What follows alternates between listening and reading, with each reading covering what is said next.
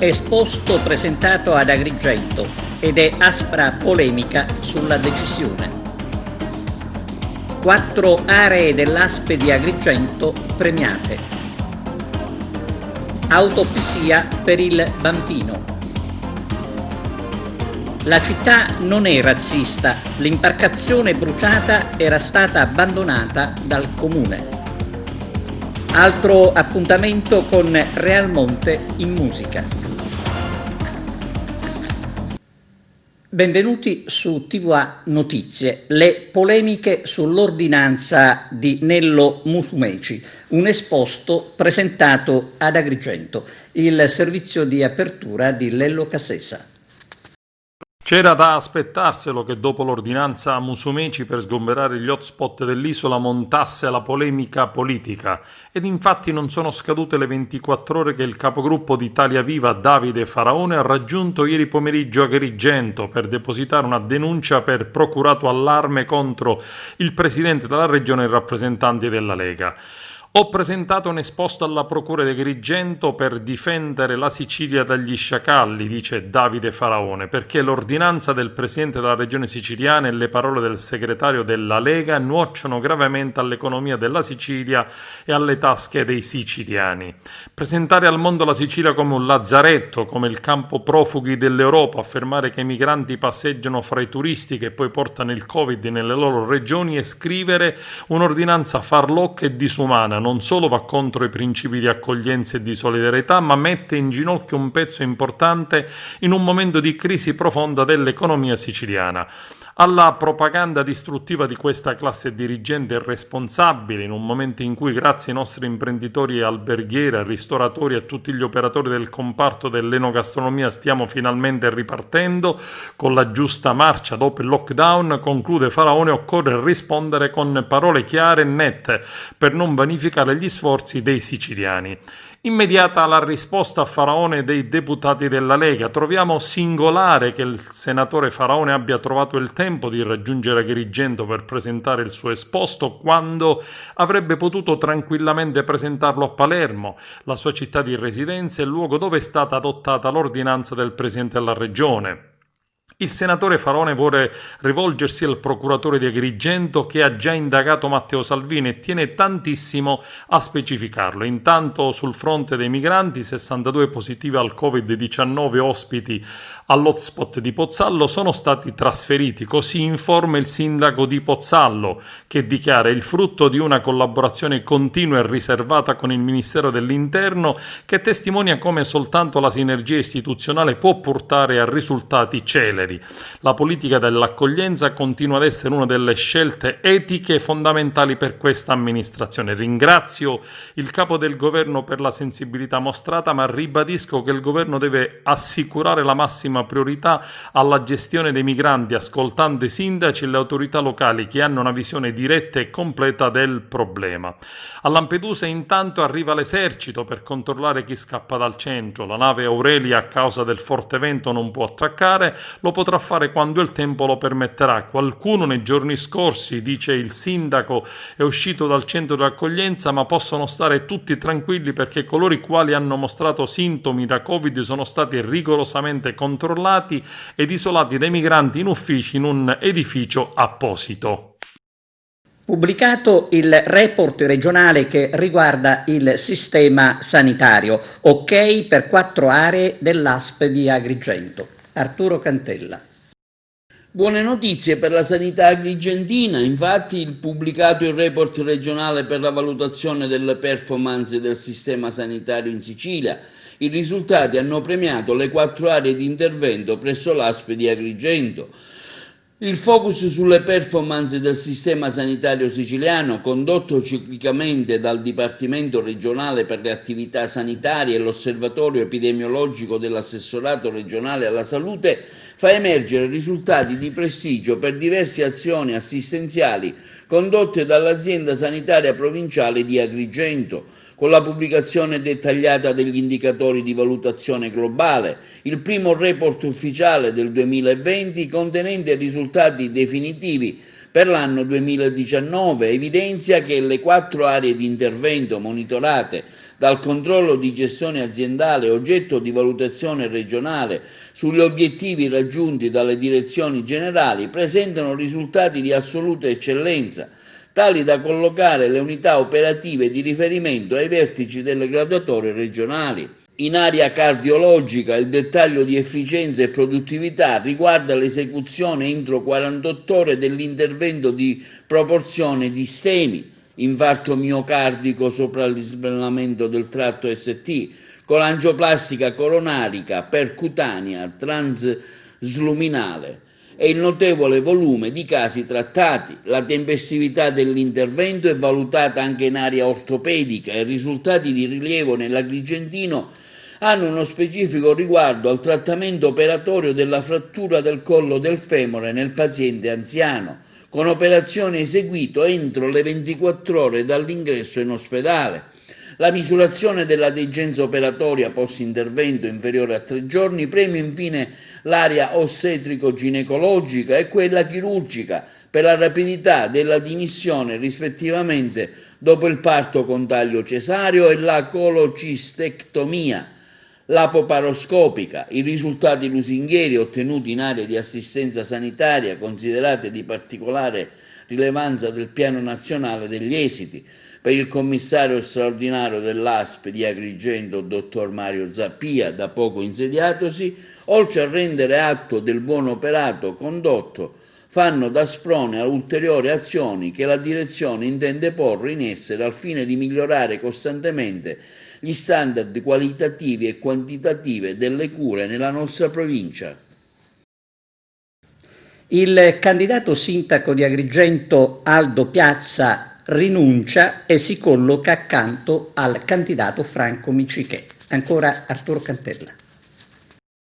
Aggiornamenti sulle prossime amministrative in città che vede il voto verso il rinnovo delle cariche comunali. Ieri la novità, l'ex sindaco Aldo Piazza, che fino a qualche giorno fa manifestava la sua volontà di una ricandidatura a sindaco, ieri pomeriggio si è incontrato con l'altro candidato a sindaco, Franco Miccichè. È stata l'occasione per discutere dei temi ritenuti più importanti per il rilancio della città. Ci si è ritrovati sulla maggior parte degli argomenti trattati. Alla fine, con grande spirito di servizio, l'ex sindaco di Agrigento Aldo Piazza ha deciso di convergere sull'unica candidatura del dottor Franco Miccichè, che verrà condivisa da tutto il gruppo dei suoi sostenitori. L'unione fa certamente la forza e in questo caso si tratta di una condivisione di intenti per fare rinascere Agrigento. Apprezzamento e gratitudine sono stati espressi dal dottore Miccichè per la scelta fatta dall'ex sindaco Aldo Piazza, la cui esperienza politica e le cui qualità umane sono certamente note e apprezzate in città e daranno un forte arricchimento a tutto il progetto politico-amministrativo del gruppo che sostiene Franco Miccichè. E adesso la tragica vicenda di Caronia, con una nota che parla della piramide 38° parallelo e poi l'autopsia per il piccolo Gioele. La piramide della luce arte nulla ha a che vedere col misticismo, lo dichiara in una nota il sindaco Sebastiano Adamo di Mottadaffermo. Il territorio dove sorge la piramide voluta dal mecenate Antonio Presti è andata alla ribalta delle cronache nell'ambito del caso Viviana Parisi. È stato ipotizzato infatti che la DJ 43enne di Venetico, trovata morta nei boschi di Caronia, assieme al figlioletto di 4 anni, si stesse recando proprio alla piramide di Mottadaffermo. Al sindaco del comune nebroideo Sebastiano Adamo non sono andati andate giù le voci sull'opera indicata da qualcuno come una sorta di simbolo del misticismo, cosa che il sindaco smentisce in maniera categorica. Tutta la comunità di Mottadaffermo, scrive il Primo Cittadino, manifesta un dissenso e un ammonimento in riferimento ai recenti fatti di cronaca che hanno tragicamente investito la famiglia Mondello. Una informazione fuorviante ha tentato di sporcare e mistificare un luogo di universale bellezza come la Contrada Belvedere, dove è stata installata la piramide 38° parallelo, che non è, prosegue, un'opera mistica, ma una delle più grandi strutture architettoniche riconosciute a livello internazionale del maestro Mauro Staccioli. Il sindaco di Mottadaffermo evidenzia che la piramide è lontana, anzi lontanissima, da una sorta di culto, al di là di ogni immaginazione, che si era scatenato in questi giorni, con un simbolismo che a volte richiamava in maniera del tutto fuorviante anche il satanismo.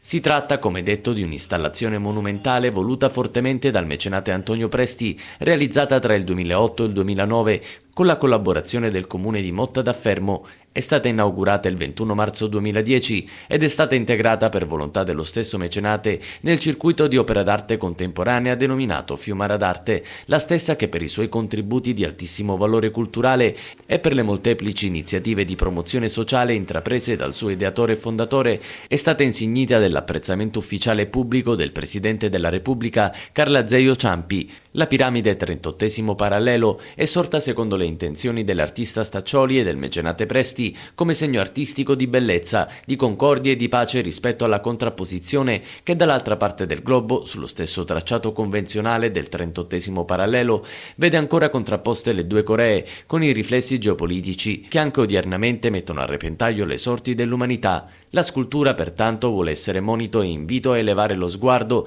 verso l'infinito e a coltivare la conoscenza come unico baluardo della libertà. La dimensione dell'installazione monumentale, con la feritoia che si apre lungo lo spigolo occidentale e che al tramonto consente di inondare il suo interno di luce, ha indotto il mecenate Antonio Presti alla geniale istituzione del Rito della Luce, così denominato perché tenuto annualmente in concomitanza del solstizio d'estate, e consiste nel raduno di scultori, pittori, poeti, designer, attori, performer, cantanti e intellettuali che in un atto di collettiva condivisione insieme a persone comuni esprimono tutti i loro talenti declinandoli in varie forme d'arte. Il Comune si riserva di intraprendere ogni azione legale a salvaguardia dell'immagine e del prestigio dello stesso e del territorio tutto, qualora illazioni e affermazioni non veritiere, come quelle già diffuse da parte di testate giornalistiche, dovessero continuare a ledere con manifesta tendenziosità il valore e la bellezza della storia del paese, importante come Fiumara d'Arte, e quindi lo sviluppo turistico-culturale del medesimo e del territorio.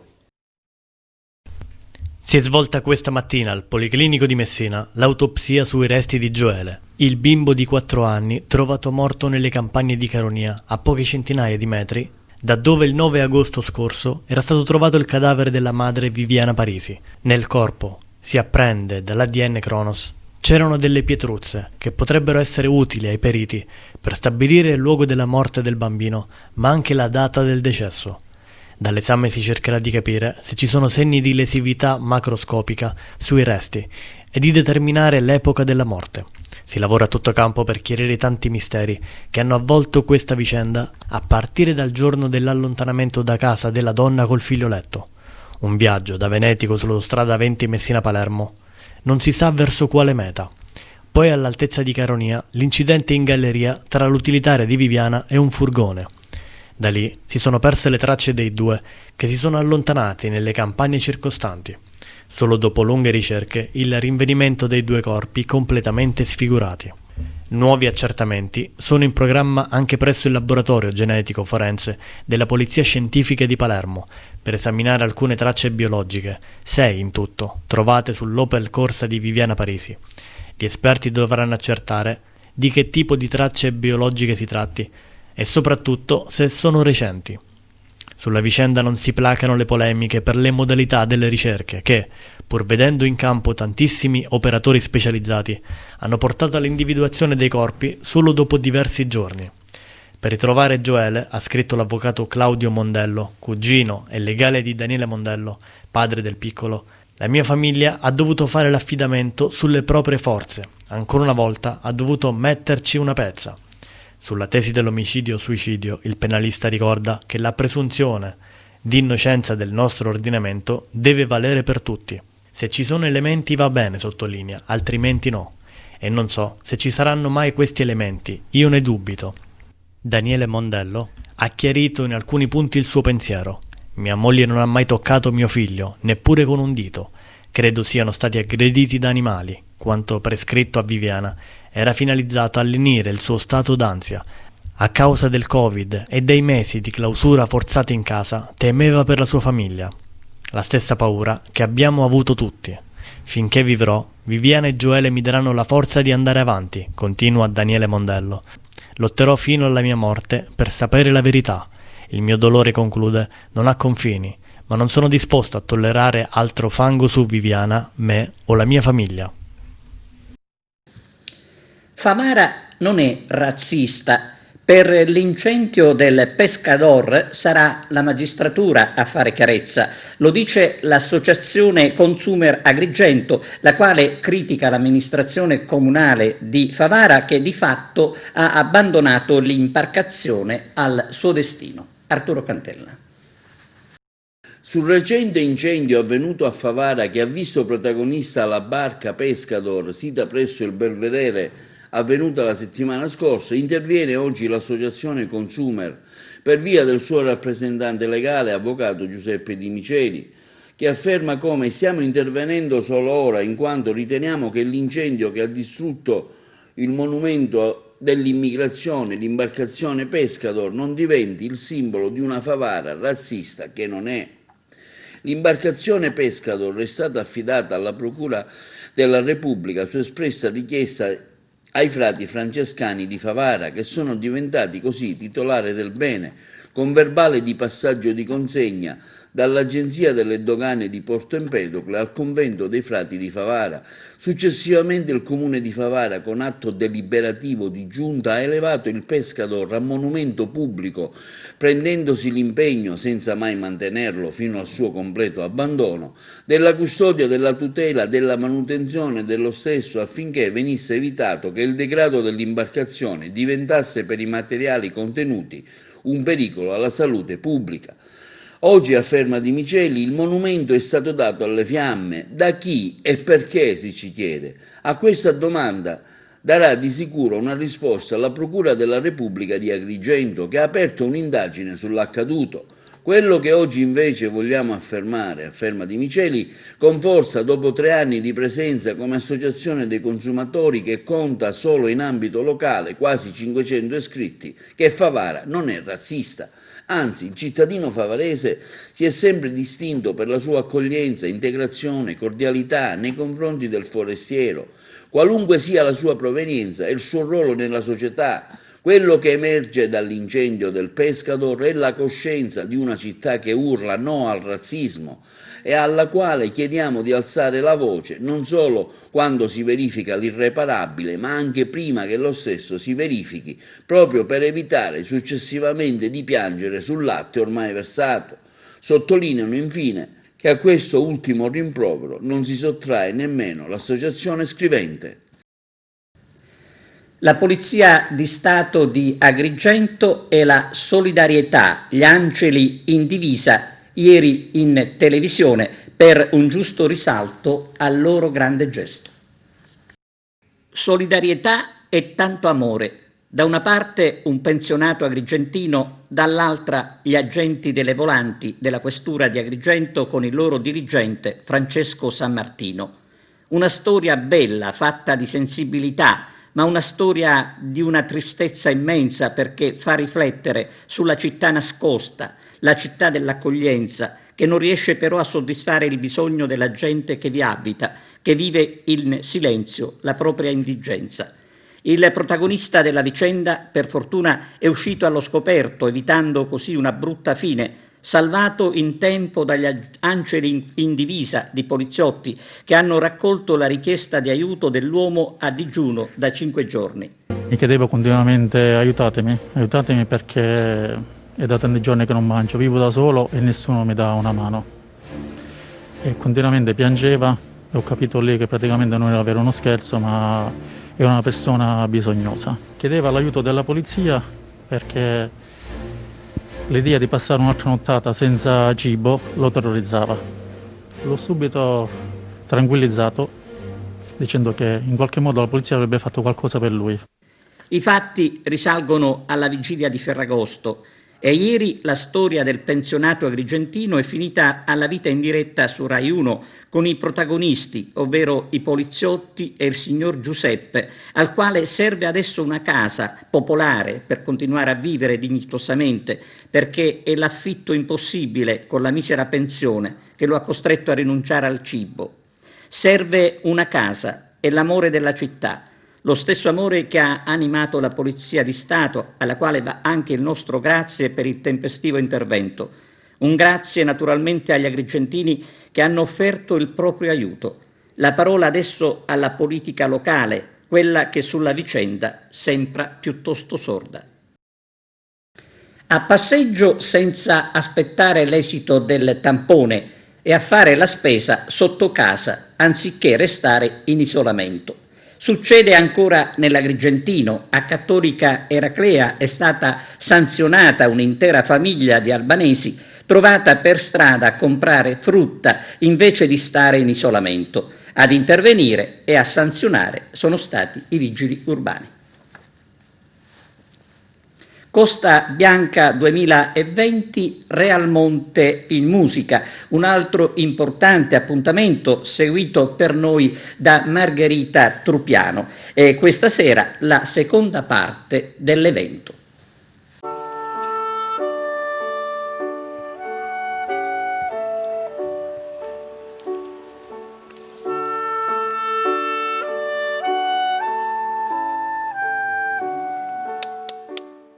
Assessore, Realmonte, nonostante le difficoltà imposte dal Covid, è riuscita a mettere su comunque un'estate partecipata e ricca di eventi. Sì, questa sera siamo al Teatro Costa Bianca, dimezzato nella sua capacità. Il Teatro Costa Bianca, come tutti sappiamo, ha 1500 posti, ma stasera ne può utilizzare soltanto 637, proprio per favorire il distanziamento. Noi ci teniamo alla sicurezza, ma teniamo anche agli eventi. Questa sera svolgeremo un'iniziativa con i musicisti di Realmonte, giovani e adulti, che ci consentirà sicuramente di vivere un'atmosfera diversa da quella che abbiamo vissuto in questo periodo a causa del Covid. Intanto Scala dei Turchi è sempre una meta gettonatissima e per proteggerla arriveranno delle telecamere?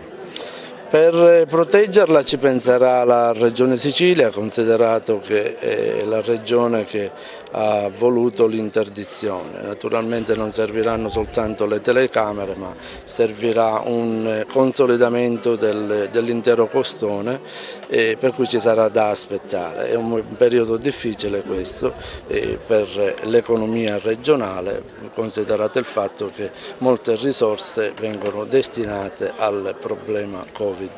Maestro Tesè, una serata all'insegna della musica, Realmonte in musica, cosa prevede? Intanto il titolo è abbastanza emblematico perché non riguarda soltanto Realmonte come territorio, ma riguarda sostanzialmente la presenza di tanti realmontini musicisti. Nel nostro piccolo ci vantiamo di avere un grande numero di musicisti qui a Realmonte, ma la cosa che teniamo noi a sottolineare è che questa è un'iniziativa che è partita direttamente da ex alunni della scuola.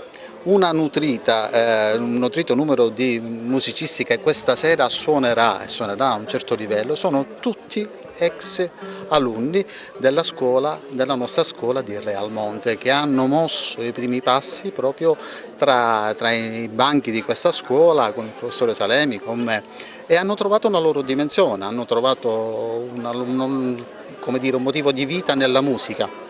Tant'è vero che noi abbiamo e suoneranno ex alunni che sono usciti dalla terza media fino a ragazzi che sono usciti dal liceo musicale e altri ancora che stanno uscendo dalle AFAM, quindi dall'università, e abbiamo anche dei ragazzi che ormai sono usciti, si sono affacciati nel mondo del lavoro e alcuni già insegnano. Quindi la cosa bella, bellissima, che oltre ai tanti colleghi c'è questa presenza di questa musica che è diventata, prima è diventato un momento di svago, poi via via è diventata qualcosa di più importante e ora è diventata qualcosa che va di pari passo con la loro vita, e quindi questo inorgoglisce la scuola, inorgoglisce noi insegnanti, inorgoglisce un intero territorio per questa presenza, bellissima presenza e qualificata di musicisti, alunni della scuola e non solo, quindi all'insegna della bella musica.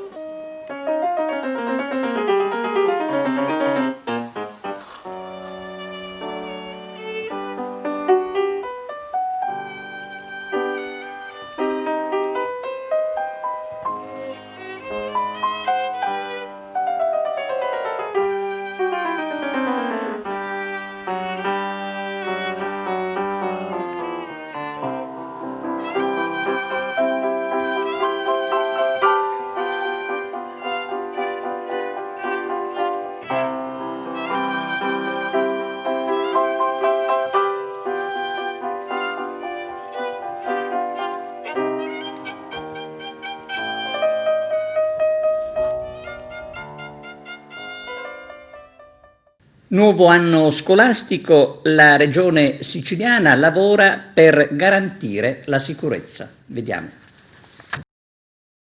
Nonostante le varie titubanze, procedono spediti i lavori per la riapertura delle scuole. Ieri pomeriggio l'assessore regionale all'istruzione Roberto Lagalla, il presidente della task force regionale Elio Cardinale e il direttore dell'ufficio scolastico regionale Stefano Suraniti hanno partecipato a una riunione telematica con i responsabili ANCI, alla presenza del sindaco Leoluca Orlando e dell'assessore al ramo del comune di Palermo Giovanna Marano, per analizzare lo stato di avanzamento delle operazioni riguardanti l'avvio del nuovo anno scolastico in Sicilia, premesso che il quadro regionale appare complessivamente sotto controllo. Residuano tuttavia alcune problematiche che riguardano prevalentemente le aree territoriali a maggiore densità di popolazione scolastica, spiega Lagalla. Continueremo a lavorare in costante sinergia e stretto raccordo con il presidente Musumeci per garantire ai dirigenti scolastici il massimo sostegno possibile, pur sempre nell'ambito delle competenze proprie dell'amministrazione regionale. È ovvio, continua l'assessore, che attendiamo dal governo nazionale il pieno rispetto delle tempistiche promesse e definitive indicazioni in ordine ai protocolli sanitari in caso di contagio. Nel frattempo, con l'intento di acquisire ulteriore disponibilità di locali, è stato approvato un documento di intenti tra l'assessorato regionale, la conferenza episcopale siciliana, ANCI e l'ufficio scolastico regionale, finalizzato alla possibile utilizzazione in comodato d'uso di spazi parrocchiali ed edifici ecclesiastici idonei all'accoglienza degli studenti. Questa iniziativa potrà consentire agli istituti scolastici attualmente in difficoltà per mancanza di locali adeguati a garantire le opportune misure di distanziamento anti-Covid-19 di poter rapidamente disporre degli spazi necessari all'accoglienza delle classi, riorganizzando adeguatamente le attività prima dell'inizio dell'anno scolastico. Grazie agli interventi adottati con continuità da tutte le istituzioni di riferimento, dichiara Elio Cardinale, presidente della task force regionale, possiamo guardare con relativo ottimismo all'inizio del prossimo anno scolastico, in virtù della convenzione sottoscritta dall'assessorato regionale dell'istruzione e dell'assessorato regionale della salute con gli ordini provinciali dei medici già nello scorso mese di febbraio, avente per oggetto la medicina scolastica. Ogni scuola potrà contattare i referenti dell'ordine per attività informative, tecnico-scientifiche e sanitarie di supporto alle strategie di prevenzione e contrasto al contagio da Covid. Inoltre ogni ASP provinciale, a seguito di ulteriore disposizione da parte dell'assessorato regionale della salute, sta provvedendo a rendere noto sul proprio sito istituzionale l'assetto riorganizzativo per la somministrazione dei test serologici rivolti al personale scolastico. Infine, alla luce del bando pubblicato dal Ministero dell'Istruzione per l'acquisto dei banchi monouso, si è appreso che la distribuzione alle scuole siciliane avrà inizio a partire dal giorno 8 settembre e gradualmente si concluderà entro il successivo mese di ottobre. Contestualmente l'assessore regionale sta verificando, grazie alla collaborazione del comando militare regionale, la possibilità di individuare alcuni punti regionali per il deposito temporaneo degli arredi scolastici dismessi, vista la cospicua numerosità dei banchi in via di sostituzione. Programmato per oggi un sopralluogo nei cantieri della Palermo Agrigento da parte del viceministro Giancarlo Cancelleri. Presenti i tecnici dell'ANAS e della CMC. Lo scopo è quello di verificare lo stato dei lavori sulla statale. Ulteriori approfondimenti per stabilire la morte di una 22enne a Lipari.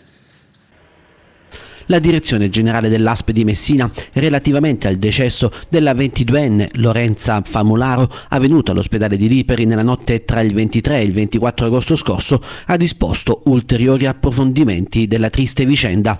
Al direttore del distretto di Lipari, dottor Natale Bruno, è stato chiesto di acquisire esaustiva relazione sulle consulenze effettuate presso la locale guardia medica nella tarda serata del 14 agosto e poi nel pomeriggio del giorno successivo.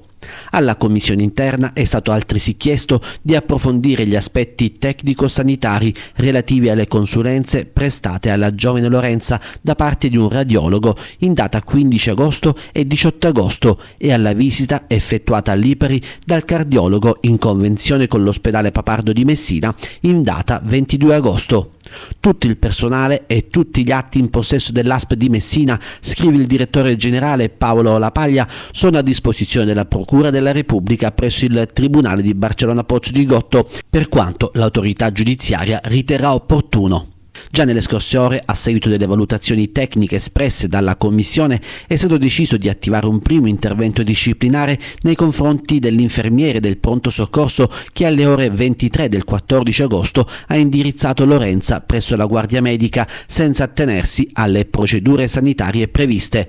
Sulla morte della ragazza vi è anche un'indagine della magistratura che per il momento mantiene il massimo riservo in attesa dei risultati dell'autopsia.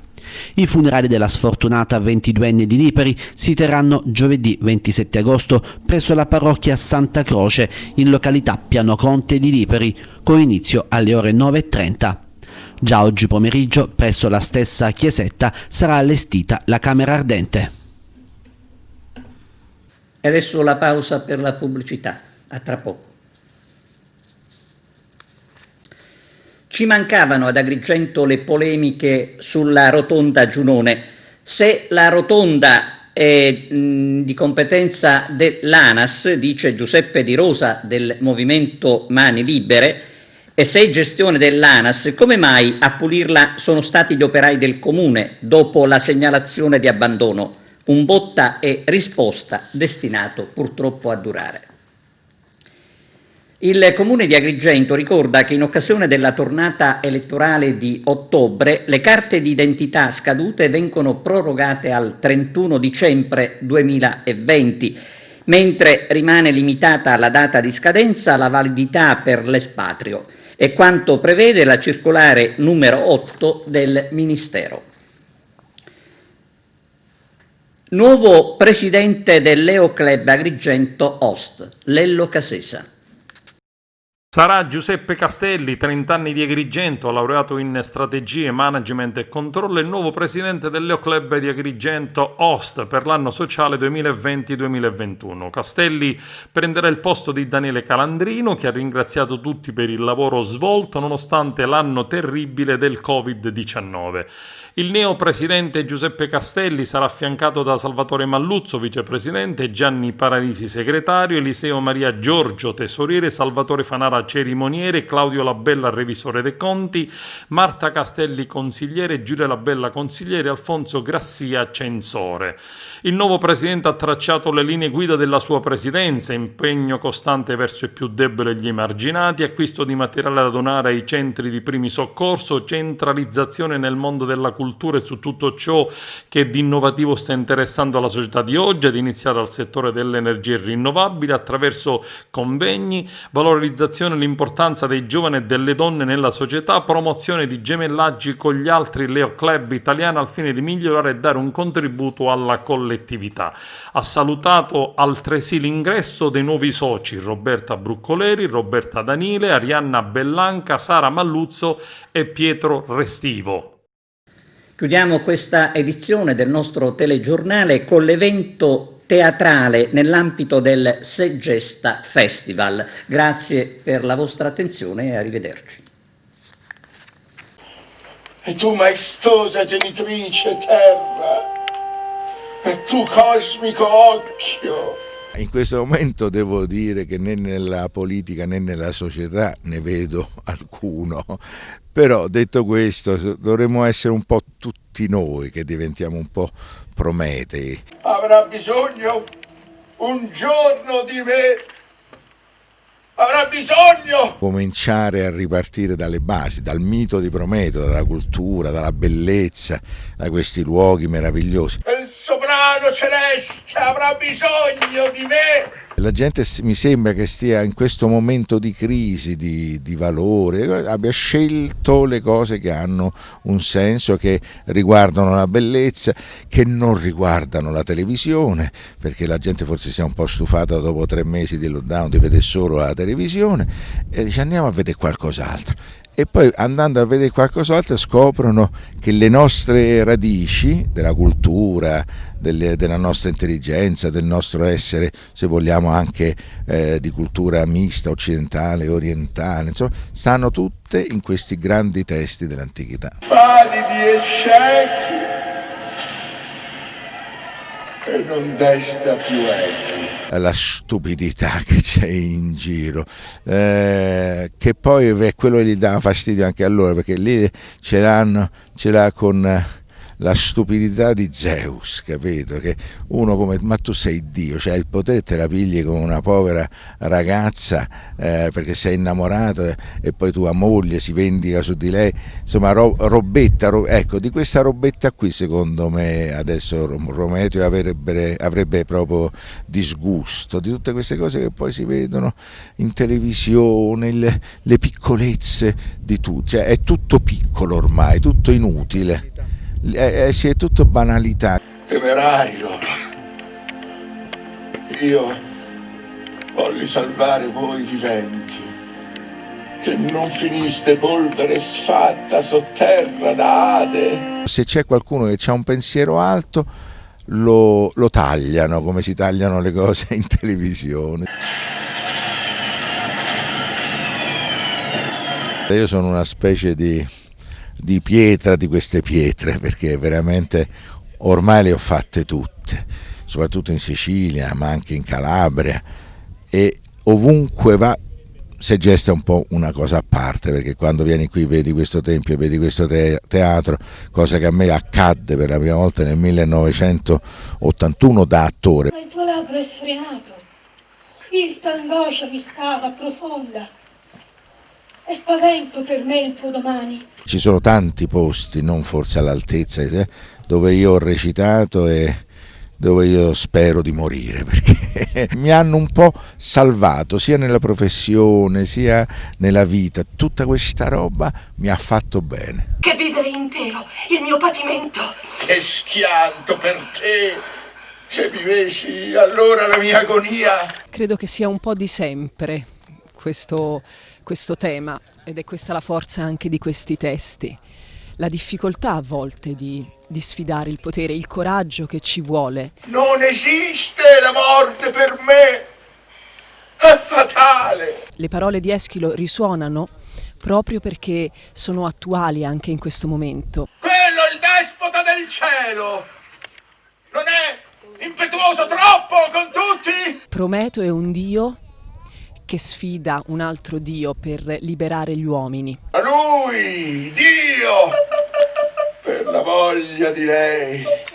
Un atto di grandissimo coraggio, subendo poi delle vessazioni e dovendo sacrificarsi per gli uomini. Le precipita addosso questa vita randagia!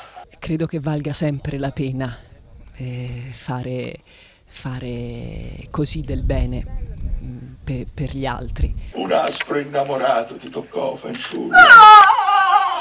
È un mito che è alle fondamenta dell'umanità.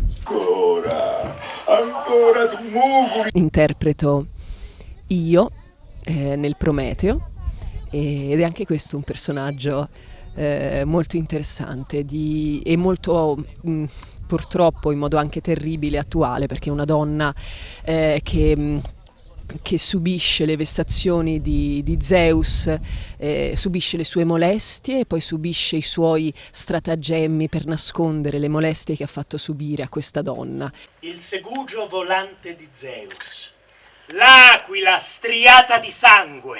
Nell'epoca del solipsismo fruitivo, no? Per cui tu ti vedi on demand, Netflix, la TV, anche il cinema piano piano perde colpi rispetto all'on demand domestico, in realtà poi contesti come questi di partecipazione, cioè di una fruizione collettiva, che io e lui spalla a spalla stiamo vedendo la stessa cosa, quindi stiamo partecipando empaticamente della stessa roba, fa sentire meno soli, sfugge al controllo appunto compulsivo del dover cambiare canale, del dover consumare andando avanti. Non illuderti, non esiste confine al tormento. Lo stai facendo a fianco anche a una persona che magari non conosci, ma che sta venendo suggestionata, impressionata, stimolata dalla stessa cosa.